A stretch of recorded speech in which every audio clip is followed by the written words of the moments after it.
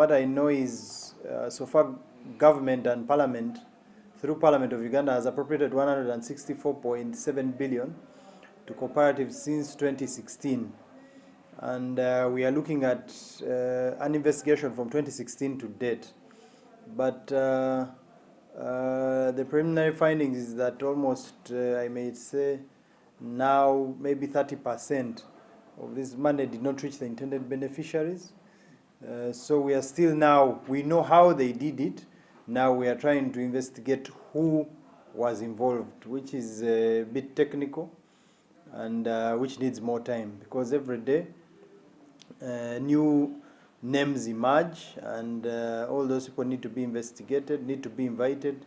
We have cooperatives that have adamantly refused to appear, cooperatives like East Mengo, cooperatives from Busoga. We visited them during the field, but they seem to be recalcitrant. They don't want to come to Parliament, and we are therefore going to ask the Right Honourable Speaker to issue summons to these cooperatives to appear on Monday.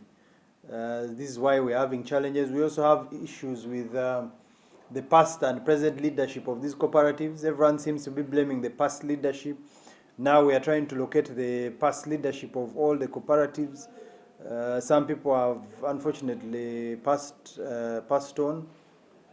Even those that are still alive are very hard to trace. We are now using security to look for them. So it's becoming a rather deeper investigation than we thought, but hopefully in about 2 weeks, all factors remaining constant, we shall finish.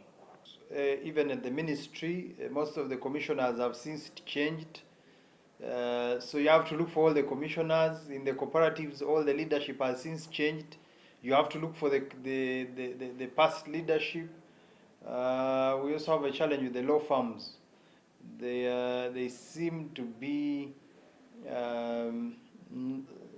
not complying with our invitations, so we are also going to issue summons. It has come to our attention that the way this money has been channeled away from the intended beneficiaries is the same process throughout almost all cooperatives, except a few isolated cases. We have so many cooperatives in the country, but some have been verified and some have not been verified.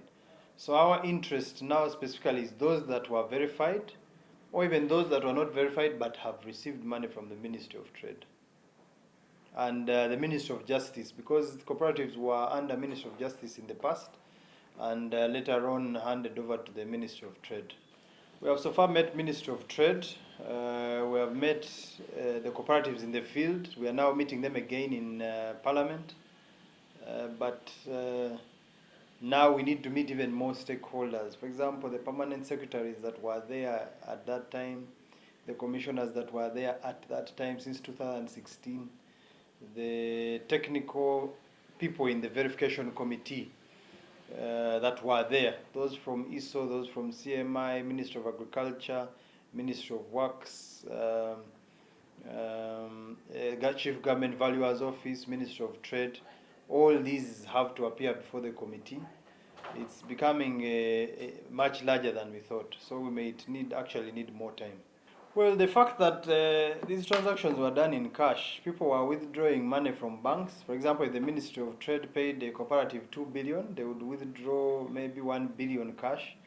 Now, identifying who they gave the 1 billion is quite challenging. Since 2016, even if you went to a bank, most of this video footage has been erased.